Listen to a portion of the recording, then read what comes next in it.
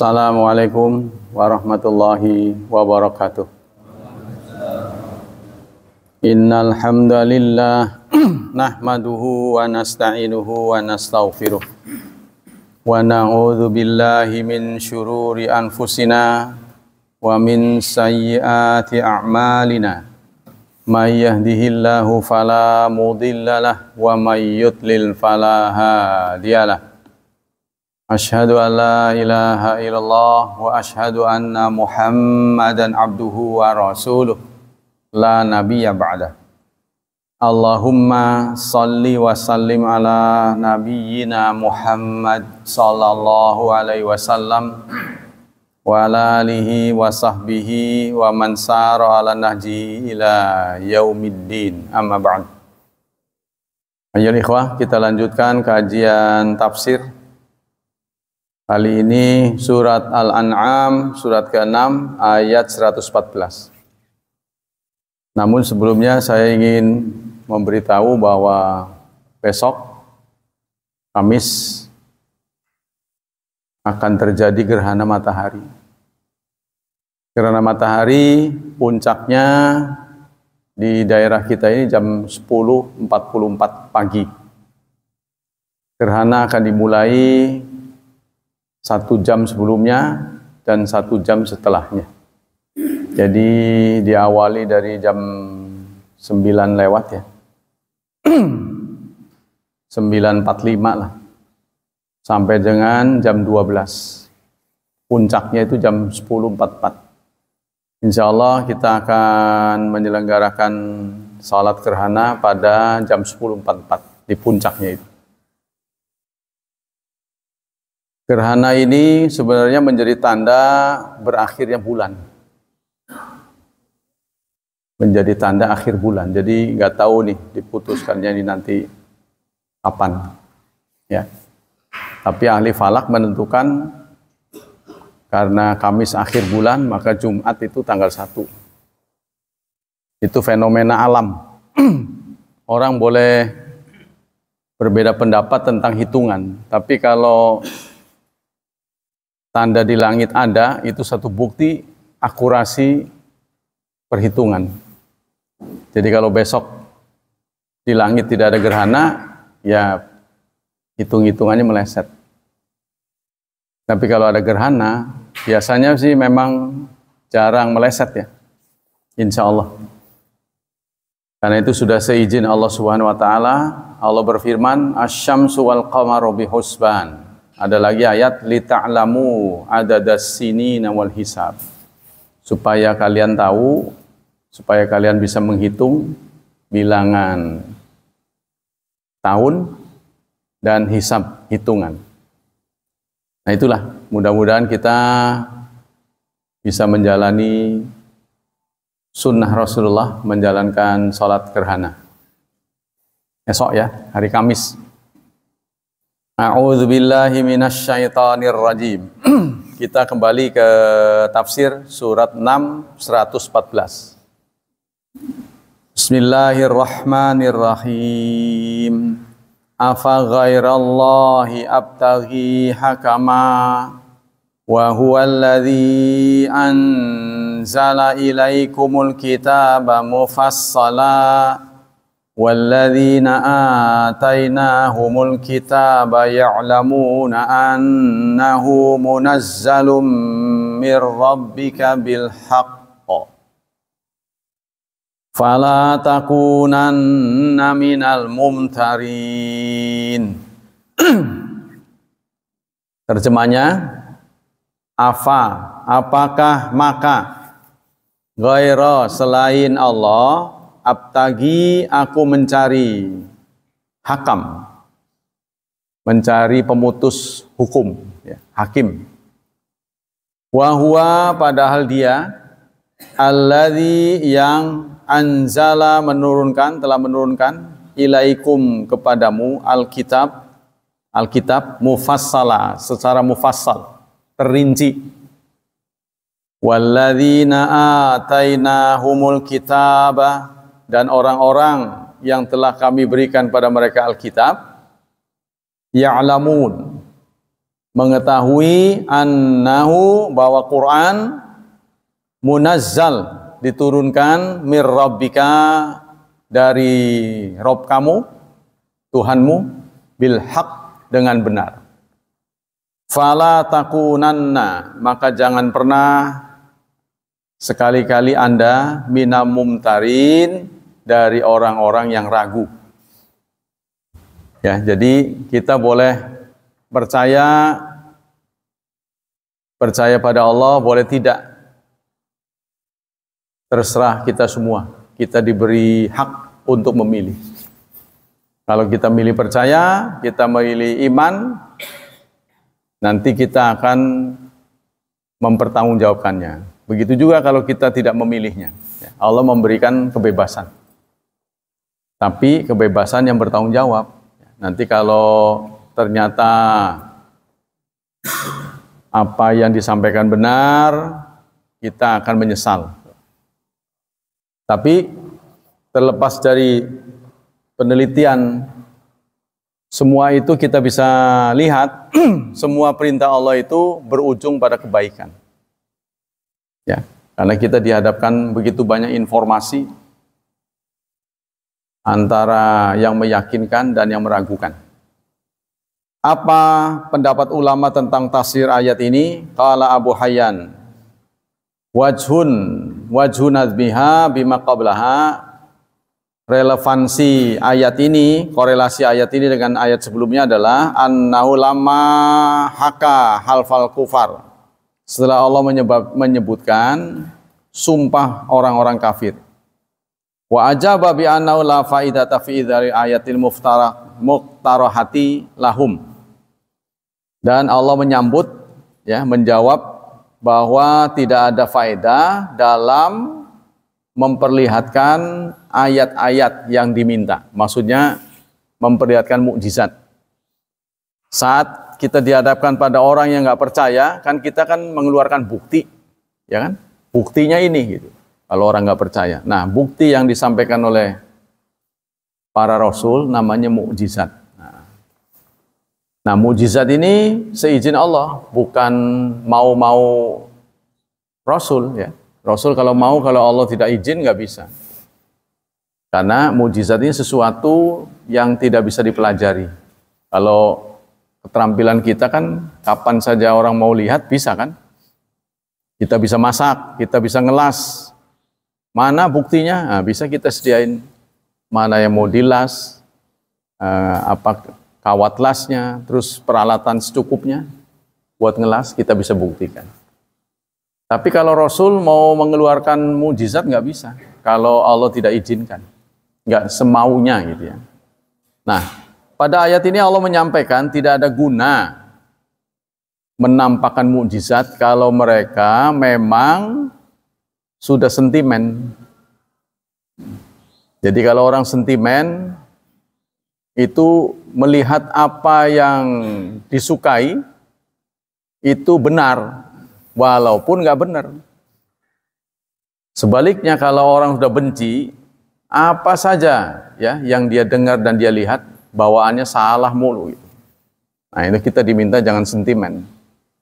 Maka itu ayat-ayat mendorong kita untuk menghilangkan ya kesan-kesan kita sentimen. Antara lain marah, cepat marah, itu kan? Kita lanjutkan. Annahum la yabquna musirrina al-kufr. Annahum la yabqun, karena mereka itu terus akan kafir. Bayanat dalil ala nubuwati bi inzalil Quran alaih. Meskipun Rasulullah sudah menjelaskan dalil atas kenabiannya. Quran itu terbuka untuk dikritik. Silahkan dipelajari ya. Allah menyatakan bahkan fa'tu bisyuhada. Ada ayat ya? Wa in kuntum fi raibim mimma nazzalna ala abdina. Jika kamu ragu, ya, fa'tu bisuratim mim mithli wad'u syuhada. Kalau kamu ragu, silakan datangkan satu surat yang semisal dalam Quran. wad'u syuhada, panggillah saksi-saksi, in kuntum shadiqin. Lalu Allah tandaskan, walan taf'alu, kamu tidak akan bisa mengerjakannya, kamu tidak bisa menandingi Quran, tapi tetap terbuka, silahkan. Ya, terbuka Quran untuk dikritik. Sampai sekarang itu kengelan, orang itu kengelan untuk mengkritik Quran itu. Dibolak-balik, dicari kesalahannya. Nah, ini terbuka untuk dikritik. Memang Quran inilah semuanya menjadi mulia, kan? Bulan Ramadan menjadi bulan yang paling bagus, sayyidus syuhur, karena di bulan Ramadan lah Quran itu turun. Jadi intinya sebenarnya Quran. Nabi Muhammad menjadi nabi yang terbaik karena kepadanya lah diturunkan Quran. Jibril menjadi kepala malaikat karena beliaulah petugas atau malaikat yang menurunkan Quran. Malam begitu banyak, tapi malam diturunkan Quran berbeda, diberi nama Lailatul Qadar. Ya, promosinya ya besar-besaran. Itu karena Quran. Inna anzalnahu fi Lailatul Qadar. Tapi saudara jangan terjebak oleh ganjil genap. Ganjil genap mah di DKI. Ganjil genap mah di DKI. Mobil itu mudik itu. Hati-hati saudara, karena Syekh Utsaimin menyatakan tidak selalu ganjil. Jadi yang benar itu ya memang semua malam harus ditongkrongin. Kalau semua malam minimal, paket minimal, ini paketnya kan macam-macam. Jadi saudara menjadi muslim itu bisa minimalis. Nanti dapatnya juga minimal sana. Mungkin ngampar doang gitu. Jadi jangan nyesel gitu kan. Mau paket penuh, full, beda lagi. Kalau full ya itu tongkrongin terus tuh. Rasulullah mendekati wafatnya itu 20 malam. Jadi mulai dari tanggal 11 ya sampai akhir. Tongkrongin terus.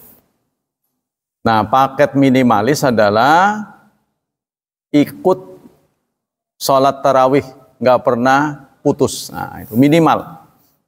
Karena kan dapat malamnya tuh. Ya, kan Isya itu udah masuk malam. Nah, itu dapat malamnya. Itu tergantung kita, nggak bisa dipaksain sih. Karena kita memang semuanya belum, ya beda-beda job ala syakilatih. Nah, pegawaiannya beda-beda. Ada yang membutuhkan fokus siang harinya, sehingga malam harus cukup tidur. Ya udah jangan diganggu. Nanti kalau diganggu dia kecelakaan kan. Seperti operator alat berat atau yang mesin-mesin yang sensitif. Itu membutuhkan energi yang lebih dari biasa, ekstra. Nah, kita sudah jangan mati jurus. Kalau kita masih juga nggak bisa itikaf, masih juga nggak bisa sholat tarawih, biayailah orang tarawih, biayailah orang itikaf, maka setara nilainya. Jadi jangan kehilangan jurus. Yang malang adalah orang itikaf enggak, tarawih enggak, ngebiayain enggak, peduli enggak, itu yang udah bangkrut bener-bener. Ya, itu nanti pada saatnya pasti akan mendapat hukuman. Pasti itu. Percayalah ya. Cuma karena memang ini Islam ini low respon. Hukum-hukum yang berkaitan dengan syariat itu low respon, tidak fast respon. Seperti hukum alam. Seperti kita megang listrik yang ada alirannya pasti kesetrum langsung. Tapi kalau kita durhaka pada Allah, nggak langsung. Butuh waktu yang panjang. Ya, pasti kena. Makanya kita harus hati-hati. Kita lanjutkan. Lalu Allah menyatakan, ini pendapat ulama ya, bi'inzal Quran alai. Jadi karena Quran lah kita menjadi mulia. Makanya hafizul Quran itu sangat dihargai. Ranking orang membaca surat, saudara, dalam tarawih ini semalam 15 juz. Semalam 15 juz. Dan itu digelar di lingkungan BSD. 15 juz.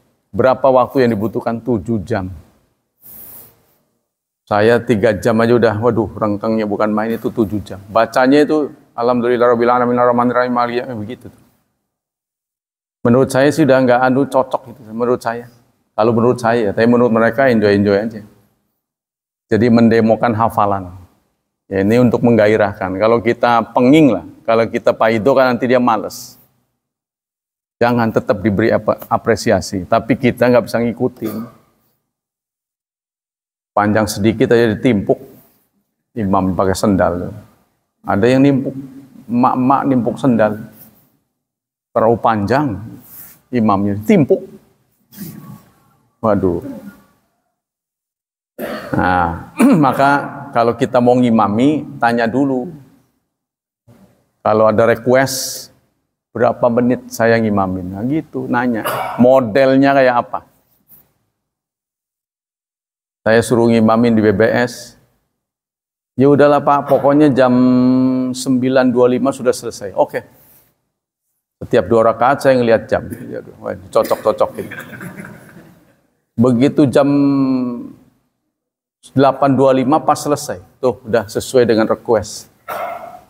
Iya benar katanya. Nah, begitu harusnya. Memang kita itu kalau masuk ke daerah orang harus tunduk pada ulil amrinya. Jangan ini sendiri, itu di kerajaan kita. Kalau masuk ke kerajaan orang lain, kita tanya pada rajanya. Gimana? Modelnya apa? Sini 2-2 ada oke. Sini 4-4 boleh. Gituin aja udah.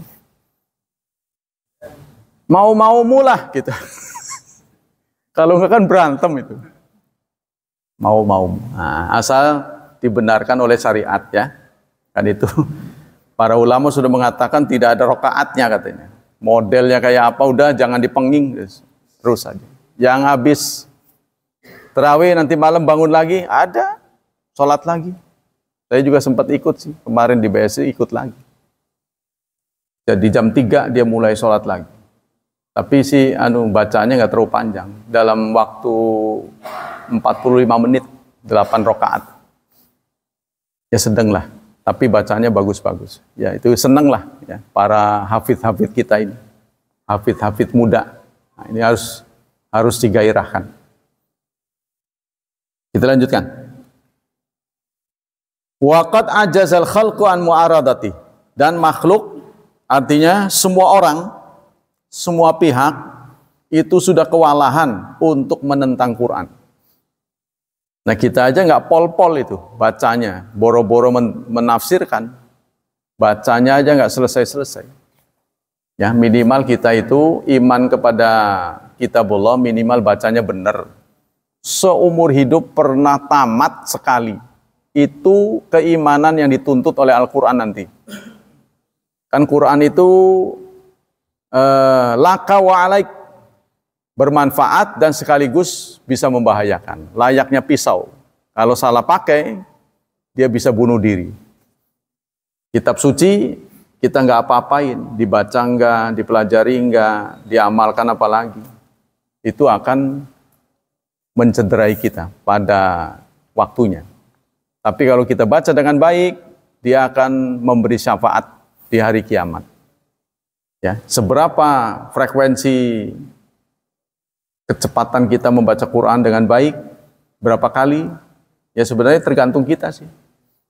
Kalau saudara nyaman baca ayat, terus dilihat terjemahnya, lakukanlah begitu. Jangan peduli pada orang lain.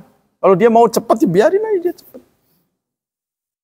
Seberapa kita nyaman menyerap kitab suci, kita baca dulu. Yang ngerti bahasa Inggris, bahasa Jawa, bahasa Arab, nyamannya aja. Karena Quran memang diturunkan buat kita, bukan buat orang lain. Buat semua, ya. Nah ini. Wa hakama fihi binubuwati. Dan Allah telah memutuskan kenabian Nabi Muhammad. Wa bistimali Taurat wal Injil. Dan isi Taurat dan Injil itu semua ada dalam Quran. Jadi sudah disimpulkan, ya, sudah diakumulasi dalam Quran. Jadi kalau kita membaca Quran, kita akan memahami isi Taurat dan Injil. Tapi kalau kita baca Taurat, belum tentu tahu Injil, belum tahu Quran, belum tentu Quran. Ala annahu rasulul haq, bahwa Nabi Muhammad ini rasul yang benar. Jadi kalau sampai kita masih penasaran, udah digelandang aja Quran tuh, dibedah tuh. Apa isinya, mana kesalahannya, buktikan. Kalau Anda tidak bisa membuktikan kesalahan, itu artinya benar. Kalau benar harus ditindaklanjuti dengan keberimanan dan pengamalan. Kan begitu konsekuensinya. Wa anal Quran kitabun min indillah, dan Quran itu kitab dari sisi Allah, hakun, yang benar. Itu menurut Abu Hayyan. Menurut Ibnu Katsir, yaqulu ta'ala li nabiyyi Muhammadin sallallahu alaihi wasallam, qul li haulal musyrikin, katakanlah Muhammad kepada orang-orang musyrik, billahi ghairahu, yang musyrik kepada Allah dengan menserikatkan kepada yang lain, alladzina ya'buduna ghairah afa ghairal abtaghi hakaman. Apakah kepada selain Allah aku mencari hakam? Artinya hakim yang memutuskan. Memutuskan ini bukan sholat saja, segala masalah. Terutama hukum pidana ya, yang tidak berjalan di Indonesia. Belum berjalan, tapi suatu saat mungkin Allah takdirkan bisa. Karena ini membutuhkan kesepakatan, kita nggak bisa sendiri. Ya, yang penting kita niatnya menjalankan. Tapi karena kondisinya tidak memungkinkan, ya bukan niat kita lah. Yang penting kita ada niat. Sama dengan orang haji, nggak punya ongkos. Nggak boleh ngingkarin haji. Tapi jangan menolak haji, itu kan? Dia tetap kepengen haji, tapi karena nggak ada pendukungnya, ya sudah, mudah-mudahan Allah memaafkan.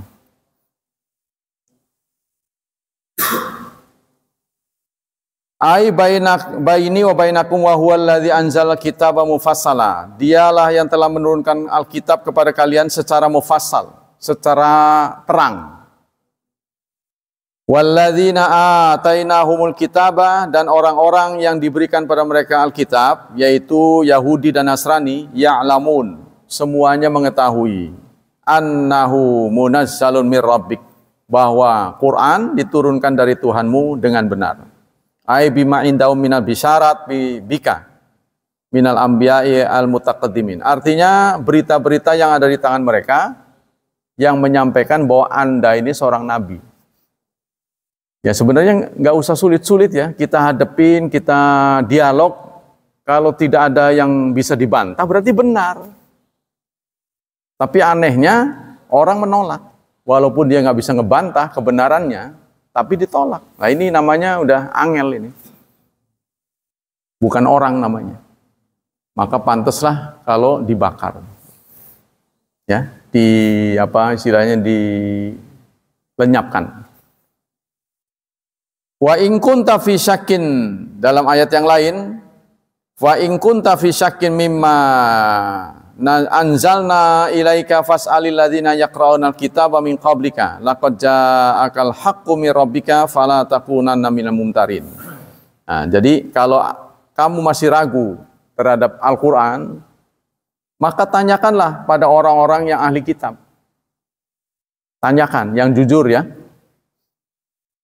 Jadi Salman Al-Farisi itu katanya ahli kitab. Masih tersisa tanda yang dia ketahui dari tubuh Rasulullah.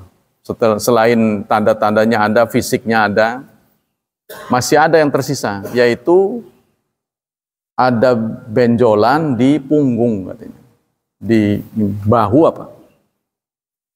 Jadi katanya itu cap kenabian, jadi ada benjolan.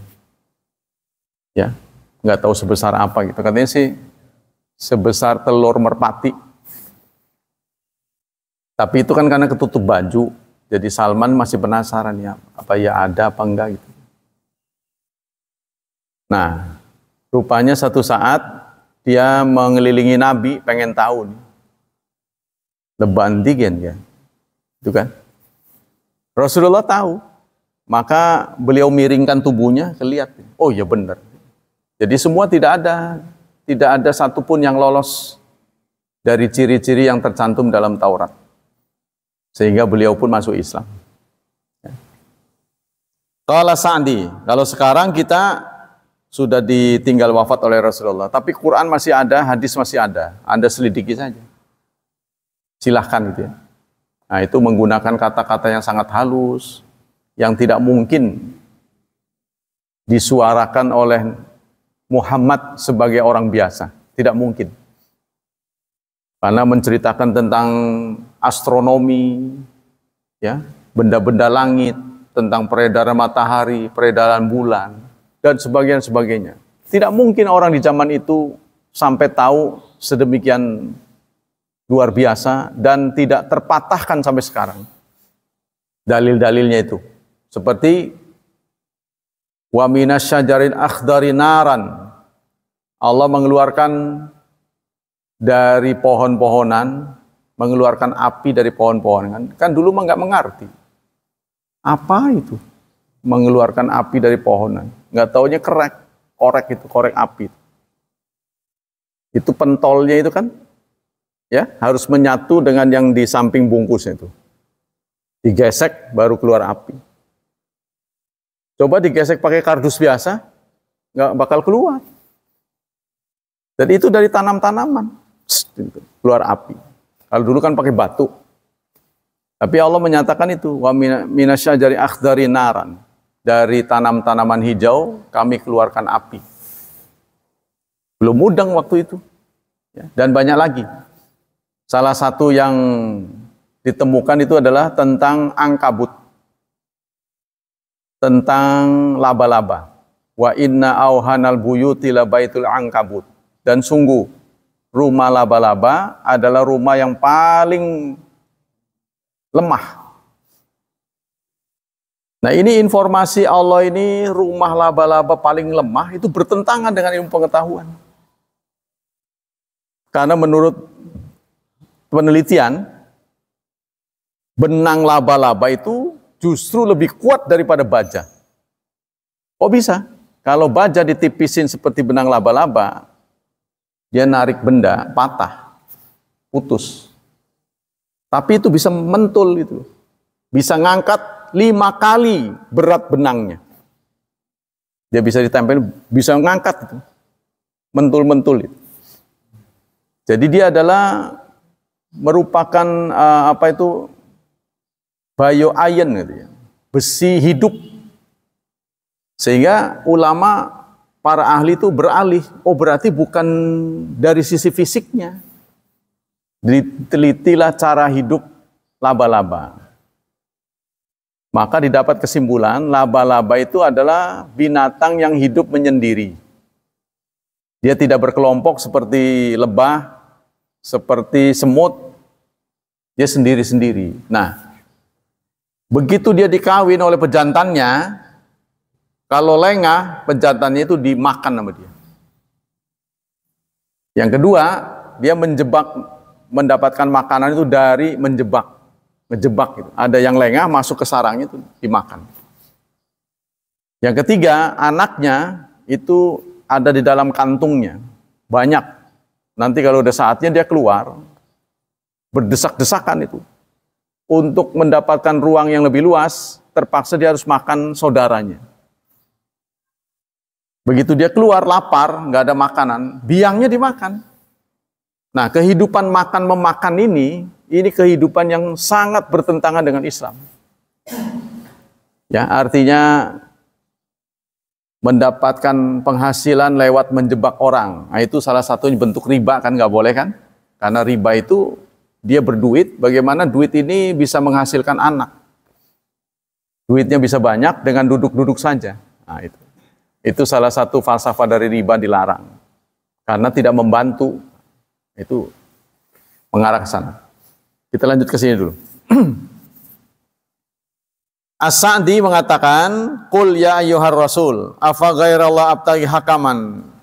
Artinya ahakimun ilaihi, uhakimu ilaihi wa ataqayyadu bi awamirihi wa nawahihi. Apakah aku akan menjadi hakim, ya, mencari hakim selain Allah dan mengikatkan dengan perintah-perintah dan larangannya? Kan namanya hukum itu kan perintah dan larangan.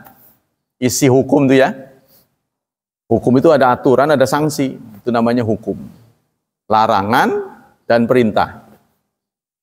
Kalau larangan dalam rambu lalu lintas itu warnanya merah, bentuknya bulat, itu larangan. Kalau perintah hijau, kan? Silahkan tuh. Kalau ada tanda panah itu berarti suruh ke situ. Kalau warning, warnanya kuning. Ada tanda ya, kayaknya persegi ini. Itu tanda larangan. Nah, kata As-Sa'di, Syekh Sa'di, apakah aku akan menjadi hakim kepada selain Allah? Aku menggunakan hukum selain Allah dan aku mengikatkan diri dengan perintah dan larangannya. Fa inna ghairallah mahkum alaih, karena selain Allah itu mahkum alaih. Artinya objek hukum. Pencipta hukum itu hanya Allah, tidak boleh manusia. Manusia kalau mencipta hukum pasti ada kepentingan. Ya. Jadi kalau orang yang punya kekuasaan seperti Fir'aun menciptakan hukum, laki-laki bunuh, perempuan boleh hidup, karena dia ada kepentingan. Kalau Allah mencipta hukum, dia nggak punya kepentingan. Makanya orang yang menentang haji, Allah pungkasi ayatnya dengan fa innallaha ghaniyun 'anil 'alamin. Wa man kafara fa innallaha ghaniyun 'anil 'alamin. Kalau dia kufur, maka Allah tidak butuh. Allah tidak berkurang kerajaannya karena kekufuran. Allah tidak bertambah megah karena ketaatan. Allah tidak punya kepentingan. Kalau manusia menciptakan hukum pasti ada kepentingan. Ya. Baik jangka pendek maupun jangka panjang. Nah, yang kita nggak tahu, dijebak ya. Dijebak suruh ke situ. Seperti kita hari ini dilucuti. Pengetahuan, pendalaman umat Islam terhadap Islam ini dilucuti. Dengan cara apa? Dengan menggunakan istilah moderasi beragama. Bahasanya begitu. Kalau bapak-bapak saya berikan modulnya yang disampaikan kepada guru-guru madrasah, pasti akan berkesimpulan ini satu bentuk ya pendangkalan agama. Karena di situ ada dialog. A dan B bercerita, kamu agamanya apa? Agamanya beda-beda. Lalu satunya berkesimpulan, oh semua agama sama. Nah, itu ingin diciptakan itu dulu.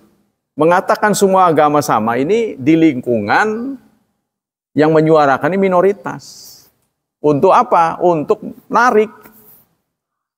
Hanya dengan cara begitulah memandang semua agama sama, nanti mereka pelan-pelan dirogoh itu. Ya. Caranya begitu. Nanti kalau kita terus dicekoki oleh pendapat semua agama sama, nanti mereka menikah dengan beda agama juga karena sudah berpendapat semua agama sama. Buat apa? Harus sama, tuh kan? Beda nggak masalah. Semua agama sama. Gitu. Nantinya begitu, terus saja begitu. Nanti orang merayakan agama ngikut. Pokoknya itu saling menghormati lah nantinya begitu. Jadinya begitu. Nah ini giliran yang mayoritas itu yang rugi, diam-diam. Ini cara-cara trik-trik untuk menarik. Jadi Syekh Sa'di mengatakan semua selain Allah itu mahkum alaih. Mahkum alaih itu adalah objek hukum. Ya, jadi dikenai hukum. Nah Allah tidak punya kepentingan itu. Ya, karena itu Allah hakim, bukan mahkum alaih. Nah, Rasulullah bagaimana? Mahkum alaih atau bukan? Sebagian mahkum alaih. Tapi ada hukum-hukum yang khusus berlaku untuk Rasul, tidak kepada kita. Contohnya puasa wisal. Beliau menyatukan antara berbuka dengan sahur. Jadi nggak berbuka lagi, jadi satu dengan sahur. Ketika sahabat ingin melakukannya, Rasulullah melarang. Jangan, itu spesial buat saya. Begitu juga kebebasan beliau lebih dari 4, contohnya. Istrinya ya, sampai kemudian dibatasi 9.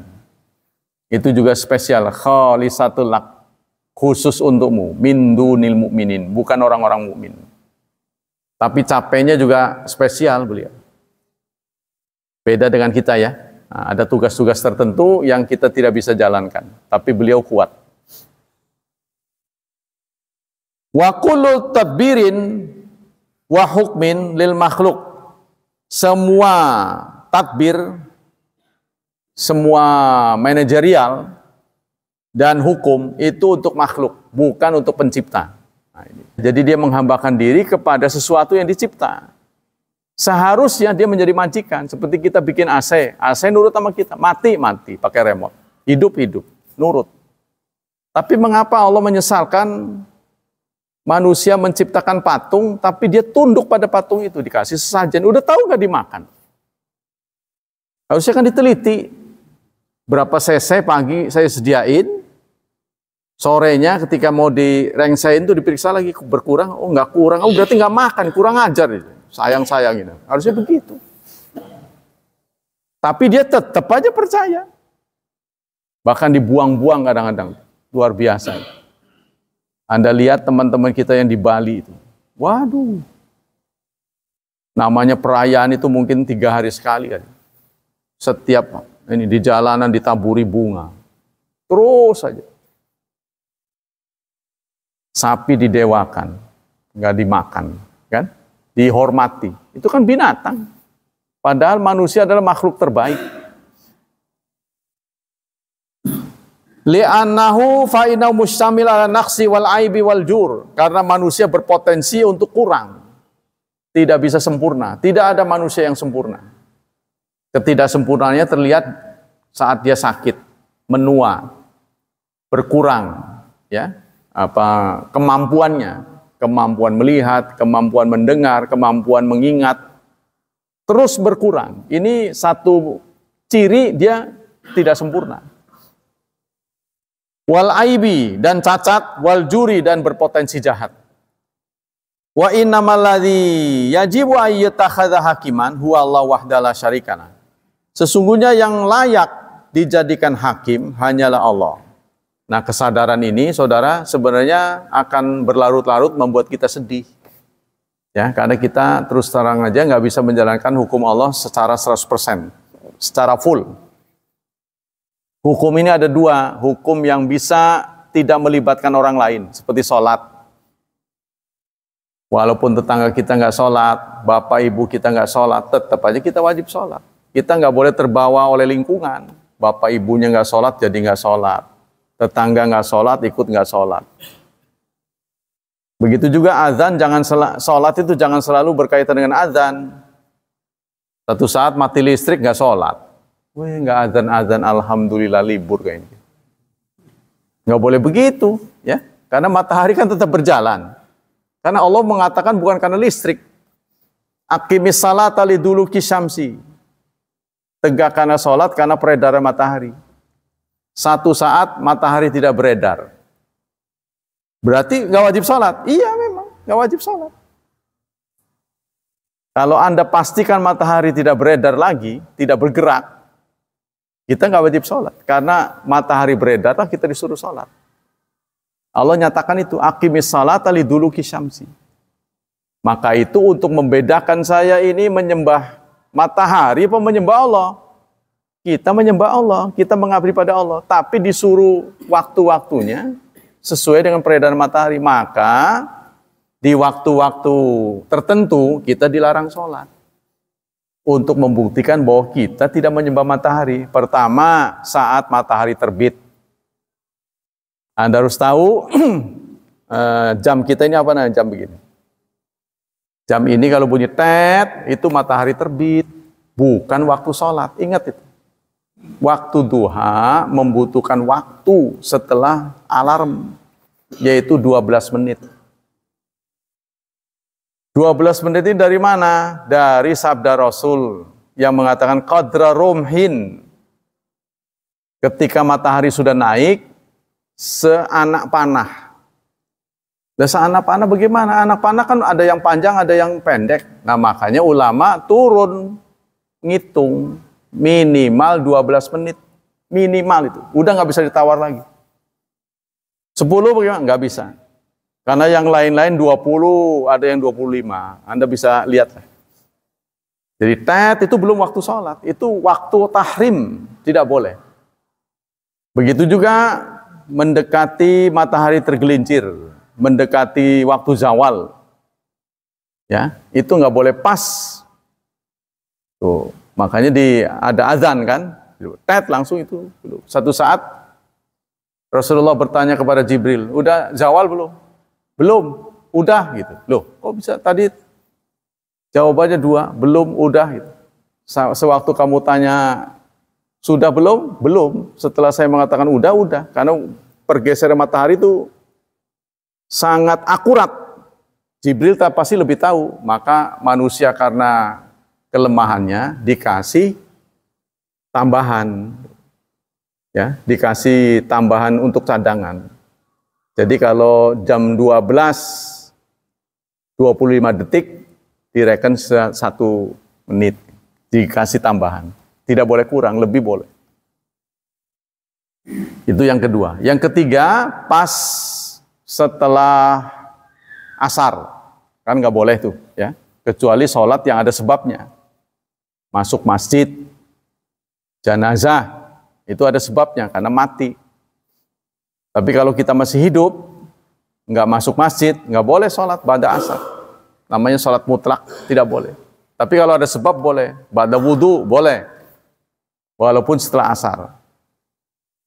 Yang juga tidak boleh adalah menjelang maghrib, ketika matahari merona, ya, lingkarannya mau masuk ke ufuk, itu tidak boleh. Karena kenapa itu larangan-larangan?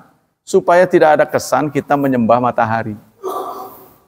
Kita bukan menyembah matahari, tapi kita sholat ditentukan oleh peredaran matahari karena perintah Allah. Sebab kalau diukur begitu, sama juga kita sholat terutama di Ka'bah itu. Berarti nyembah batu dong. Kan Ka'bah itu batu.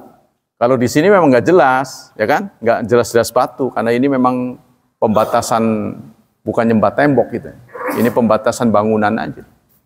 Kan kalau nyembah tembok berarti yang di sana nggak sah kan? Bukan. Tapi kalau di Ka'bah itu kelihatan benar, memang bangunan yang disujudin. Nah, kenapa kita begitu? Atas perintah Allah. Syatral Masjidil Haram. Disuruh. Jadi kita taat pada perintahnya. Makanya Umar bin Khattab pernah bicara di depan Hajar Aswad. Aku tahu kamu cuma sekedar batu. Andaikan aku tidak melihat Rasulullah menciummu, maka aku tidak sudi. Ya, jadi la tanfa wa la tashfa. Kamu ini sekedar batu. Nah, begitulah akidah umat Islam. Jadi tidak akan menuhankan makhluk apapun kecuali perintah Allah. La syarika lahu alladzi lahul khalq wal amr, yang mempunyai kekuatan untuk mencipta dan memerintah. Jadi yang boleh nyuruh hanya Allah. Jadi kalau kita singkatnya udah nggak peduli pada semua orang, nggak peduli pada semuanya kecuali pada Allah saja, maka akan terbentuk akhlak mulia. Kita nggak perlu taat pada orang tua, kita tidak perlu taat pada RT RW. Taat saja pada Allah, nanti akan resonansi. Orang yang taat pada Allah terbentuk pribadi taat pada orang tua. Bedanya apa? Kita tunduk pada orang tua bukan karena dia lebih tua daripada kita, tapi perintah Allah. Mau Allah begitu. Mau Allah begitu. Jadi kita taat pada orang tua, kita dengarkan wasiatnya, kita diminta untuk bersyukur, bukan karena disuruh orang tua. Ajaran Islam begitu, tapi karena kita disuruh Allah. Jadi kalaupun orang tua melarang, udah jangan taatin saya. Tetap aja kita, karena saya bukan taat pada orang tua. Taat pada Allah yang menyuruh taat pada orang tua. Wabil walidaini ihsanan. Ya, itu jadi resonansinya. Kita baik pada orang bukan karena lihat orang itu, tapi Allah yang menyuruh baik. Nah, jadi maksudnya taat kepada Allah dan Rasulnya, semua jadi dapat. Kita akan terbentuk menjadi rahmatan lil alamin. Wa huwallazi anzala ilaikumul kitaba mufassala. Dialah yang telah menurunkan kepadamu kitab secara mufassal, ai muwaddihan. Fihi halal wal haram, artinya menjelaskan halal dan yang haram. Yang halal ini, yang haram itu, ini dijelaskan oleh Allah. Kalau kita bukan muslim, kita akan makan babi.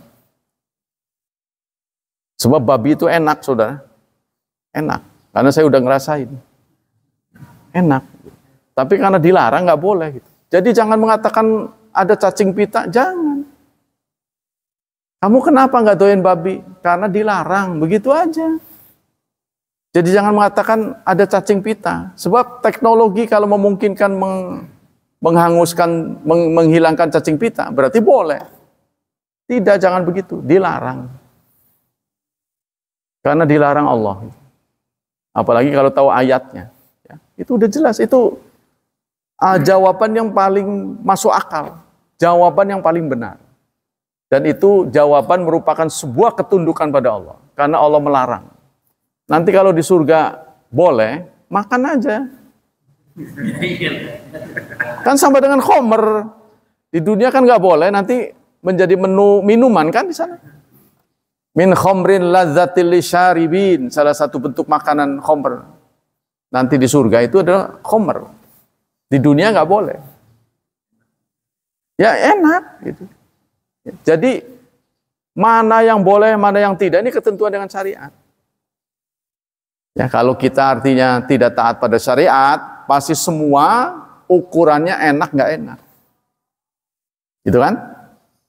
Tapi persoalannya bukan enak nggak enak, boleh atau tidak, halal atau haram. Nah inilah dijelaskan dalam Quran. Jadi Quran, dengan kita mengerti Quran dan tafsirnya, jangan keliru dengan tafsirnya, maka kita insya Allah 22/3 ajaran Islam kita dapat. Kalau kita pahami Quran dan tafsirnya. Sebab Quran juga membutuhkan tafsir, ada yang global, seperti teknis salat. Ya, itu tidak dijelaskan dalam Quran. Ada at-tahiyat ada enggak? Enggak ada. Kata-kata at-tahiyat enggak ada kan? Adanya rukuk sujud dalam Quran. Ya, ruk'an sujada. Nah, tidak ada tahiyat, duduk tahiyat enggak ada. Nah, ini semuanya ada dalam hadis. Nah, itu. Wa huwallazi muwaddihan wal ahkami syariah, dan hukum-hukum syariah seperti hukum tentang iddah. Yang istimewa dari Islam ini iddah. Di agama lain nggak ada iddah itu. Iddah adalah masa tunggu, nggak boleh nikah. Itu milik khas umat Islam. Agama lain nggak ada. Iddah tuh perempuan kalau habis dicerai itu kan nunggu 3 kali kuruk. Itu spesial punya umat Islam. Agama lain nggak ada. Jadi kalau sudah ada surat talak, boleh nikah lagi dia. Waktu itu juga nggak perlu nunggu-nunggu. Ya, agama-agama lain nggak ada. Tapi kalau haid ada, di Yahudi ada. Kemudian wa usuluddin wa furu'i, serta prinsip-prinsip agama dan cabang-cabang agama. Seperti yang saya pernah uraikan, ketika orang Islam sudah dewasa, tidak punya basic agama, dia bertanya kepada ulama, pengetahuan apa saja yang harus saya pelajari supaya mendapat gambaran utuh tentang Islam? Maka sebuah lembaga pengajaran mengatakan 7 materi. Ya, pertama bahasa Arab. Yang kedua adalah tafsir. Tafsir Quran ya, mulai dari cara bacanya, panjang pendeknya, makhrajnya, nah itu. Pokoknya berkaitan dengan Quran beserta pemahamannya, tafsir. Yang ketiga hadis. Hadis lebih luas lagi. Ya, kita pelajari status hadisnya, perawinya siapa, kesimpulan hukumnya apa, berkaitan dengan hadis. Yang ketiga adalah akidah, berkaitan dengan keyakinan. Ya. Yang keempat adalah syariat. Syariat itu diwujudkan dalam hukum-hukum fikih, mulai dari wudu sampai hukum-hukum jinayat, pidana. Itu luas sebenarnya. Yang keenam ya, kelima adalah sejarah Rasulullah. Terus apa yang ketujuh? Udah berapa tuh? Akhlak. Yang terakhir akhlak. Nah, setiap pagi, kalau bukan Ramadan nih, kalau Ramadan ini memang ada perbaikan jadwal. Semuanya kita pelajari di sini, kecuali bahasa Arab, karena saudara mungkin nggak mau. Kalau mau tak ajarin. Tapi bukan berarti di sini nggak diajarin cuma muridnya satu, yaitu Pak Hamdan. Nah, nanti kita mendapat kehormatan masjid ini untuk menyelenggarakan musabaqah Al-Quran, tapi bagian qiraatul kutub. Baca kitab, nanti akan ada lomba di masjid ini, mungkin bulan Mei ya. Kita diundang ya, kita diundang untuk menjadi tempat lomba baca kitab. Baca kitab ini kan jarang kan? Tapi kok baca kitabnya unik, pakai bahasa Jawa. Bahasa sini. Beserta artinya, mengartikan. Nah inilah 7 materi yang kita harus mengerti sehingga kita mendapat gambaran utuh Islam itu seperti apa. Ya, sehingga kita tidak tergoda dengan ajaran-ajaran yang sesat. Ajaran yang menyimpang. Kita bisa membedakan mana yang benar, mana yang enggak. Jangan selama-lamanya dicipoain istilahnya, kata orang Jakarta. Suruh ke kanan, suruh ke kiri. Ya Allah telah memberi keberuntungan pada saya belajar. Kalau saya nggak belajar juga begitu nantinya. Kata orang sana harus begitu, begini. Jadi nggak ada pendirian kita. Kita kadang-kadang nanti karena ajarannya sesat, kita menuduh Islam itu nggak benar. Padahal kita orang Islam. Karena kebodohan kita. Makanya kita harus tahu. Nah, Syekh Ali Jaber almarhum telah merumuskan materi yang pas untuk orang Islam Indonesia, sementara ini 3. Pertama, yang mudah dimengerti. Yang kedua, mudah diamalkan. Yang ketiga, mudah mengantarkan masuk surga. Nah, itu. Yang amoh-amoh. Jangan yang bikin orang nyureng. Waduh, susah amat sih. Nanti keluar dari masjid ya sedih. Apa itu maksudnya? Nggak ngerti-ngerti. Karena kita semuanya sibuk. Orang komplek namanya kesibukannya juga komplek. Ya, jadi kita harus pahami yang kira-kira mudah dimengerti, mudah diamalkan, modal sedikit dapat untung gede itu. Ya kan kita begitu. Lailatul Qadar kan modalnya dikit, cuma nongkrong doang. Dapat pahala 1000 bulan. Apa nggak tanggung itu? Ya, nggak tanggung-tanggung itu. Mana ada orang berani membayar 1000 kali gaji untuk nongkrong 10 hari? Mana ada perusahaan mana yang mau? Ya, tapi Allah memberi peluang. Bukan 1000, lebih. Karena itu khairun min alfi syahrin. Dan peluang emas itu pun tidak kita ambil. Kita tidak ambil. Kalau kita ambil, pasti masjid ini ramai benar. Mungkin setara dengan kepala keluarga yang ada di sini. Karena kita ingat 1000 bulan itu bukan masa yang sebentar loh. 83 tahun 4 bulan. Mana bisa terkejar, saudara? Sekali putar tasbih dianggap 83 tahun 4 bulan bertasbih. Wah, itu kan balapan benar itu. Ya. Lompatan besar itu kalau kita tahu. Dan satu hal, kita egois belum memberikan hak pada perempuan untuk merebut Lailatul Qadar. Jangan salah, saudara. Masjid ini aja yang nggak ada perempuannya. Di BBS ada. Di BSD ada. Nah, itu ada tuh, sudah nunjukin. Di sini pada nggak ada. Katanya nggak dikasih tempat, gitu mereka ngomong ke saya nggak dikasih tempat. Suruh bawa kemah, siapa yang bilang suruh bawa kemah? Bawa kemah itu kalau 24 jam, salah dengar tuh ngajinya ngantuk. Wong cuman datang malam sampai pagi, bawa kemah, ngapain? Nah, di sini kan sudah ada tempatnya. Harusnya kita memberikan hak pada mereka. Khawatir nanti di akhirat dituntut. Kenapa sampean nggak terpanggil untuk mencari layar? Nggak boleh, itu kan bahaya itu. Katanya tahun depan. Iya, harus begitu. Tuh, setuju tuh. Lah mau diisi mau enggak, yang penting kita sediain sudah. Mereka yang nggak mau nanti kan kita akan padu di akhirat. Kenapa?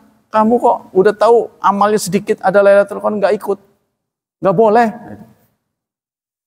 Setelah disediain ternyata nggak diisi, saya udah kasih kok. Nanti kan kita menang. Dia yang nggak mau ngisi dan buktinya ada. Nanti kita ini akan begitu di akhirat itu, saling tuding. Nah, waktu itu terjadi, semoga kita tidak diklaim. Yang kemarin ini kan dihukum kalau nggak pakai masker. Yaitu hukum karena kondisional. Pada waktu itu semakin sulit keturunan, orang-orang pada nggak mau punya anak, seperti di Palestina. Yang dewasa selalu dibunuh, ya lama-lama habis lah. Untuk bisa angkat senjata itu kan butuh 15 tahun, saudara. Dari trot oe-oe, 15 tahun baru dia bisa angkat senjata. Kan wah lama itu. Selama 15 tahun ditembakin terus orang dewasa, lah habis sama lama. Maka wajar kalau Palestina contohnya mewajibkan cepat punya anak. Karena kalau enggak nanti habis. Keturunannya akan habis. Itu wajar. Kalau Indonesia nih nggak tahu nih 50-50 katanya sih. Jumlahnya udah 50%, belum sampai 1:4 belum. Masih 50-50. Sekarang justru yang ganas itu perempuan. Di mana-mana perempuan. Penguasa perempuan, yang ngatur perempuan. Sampai kelurahan kita, saya ke sana wadon kabeh. Ya gimana lagi, itu sudah begitu. Ketika ada pengumuman wisuda, saudara. Pengetahuan umum, saudara sekedar tahu. Saya pernah menghadiri wisuda UI. Yang nomor 1 perempuan. Sudah perempuan bukan muslim lagi. Itu yang bikin saya sedih.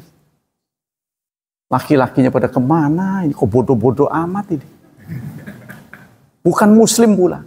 Ini yang saya sedih. Artinya nanti jangka panjang akan diisi intelektual-intelektual non-muslim. Maksud saya begitu nantinya. Kan kita jangan mikir hari ini kan. Satu saat kita akan meninggal dunia. Siapa yang menggantikan kita? Ya kita lihat hari ini anak-anak kita.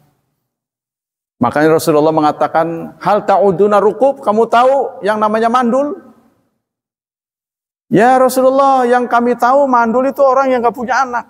Bukan. Orang mandul adalah orang yang tidak bisa menghadirkan anaknya menjadi saleh. Kita semuanya tersinggung. Kita, Anda soleh, Anda sering ke masjid. Ingatlah, ini adalah sebagian usaha dari orang tua kita. Percaya Anda? Oh, bagaimana mungkin orang tua saya nggak suka ngaji? Jangan begitu. Boleh jadi mereka pernah berdoa, di tengah-tengah doanya itu dikabulkan oleh Allah. Ya Allah, semoga anakku menjadi anak saleh. Jangankan Anda heran, saya lebih heran lagi. Kapan berdoanya orang tua saya? Tapi saya nggak akan melacak lah, udah susah. Pokoknya kehadiran kita sekarang ini adalah dimudahkan oleh Allah. Kemudahan kita ini adalah campur tangan orang tua kita. Maka pantas kita diminta untuk wabil walidani ihsan. Nah sekarang Anda uji coba. Anda kan punya anak. Bisa nggak lebih soleh daripada kita? Ternyata susah. Kita mah hadir terus, mas dia nggak mau. Aduh, berarti nggak sesoleh saya. Anda yang kalah dengan orang tua berarti. Untuk poligami itu tidak membutuhkan restu. Karena kalau mau restu istri, nggak pernah restu. Dia kapan juga nggak pernah. Sampai kapan juga nggak bakal restu. Saya pernah diundang ini, prasmanan oleh orang yang poligami. Di rumah istri tua. Pak, kata istri tuanya, oh, ibu kurus ya, berarti kamu nggak berhasil. Saya bilang poligaminya. Poligami yang berhasil adalah istrinya gemuk, istri tuanya. Kalau istri tuanya kurus, sakit-sakitan setelah dipoligami, itu berarti gagal. Udahlah, jangan mikir-mikir gituan. Wong ini Ramadannya belum selesai ini. Oh gimana ini? Fokus ke Lailatul Qadar. Mikir yang enggak. Tapi saudara, camkan baik-baik. Apa saudara keberatan kalau nanti Ratu Bidadari adalah istri saudara hari ini? Keberatan enggak? Tuh, diem aja. Nanti yang menjadi Ratu Bidadari istri kita. Tapi jangan lihat hari ini. Dulu sebelum menjelang nikah tuh, usia-usia segitu. Kan cantik sekali kan menurut saudara? Nah itu akan begitu nantinya. Wa kawa'i wa atraba. Ya, udahlah saya jangan panjang-panjang. Buat besok lagi. Demikianlah kajian pagi ini. Semoga Allah melipat gandakan pahala kita. Semoga Allah melindungi dan menyelamatkan kita dari wabah dan fitnah, dari syubhat dan syahwat. Semoga Allah berkenan menakdirkan anak cucu kita menjadi anak cucu yang diridhoi oleh Allah, generasi yang salih dan salihat. Subhanakallah wa bihamdik asyhadu an la ilaha illa anta astaghfiruka wa atubu ilaik. Wassalamualaikum warahmatullahi wabarakatuh.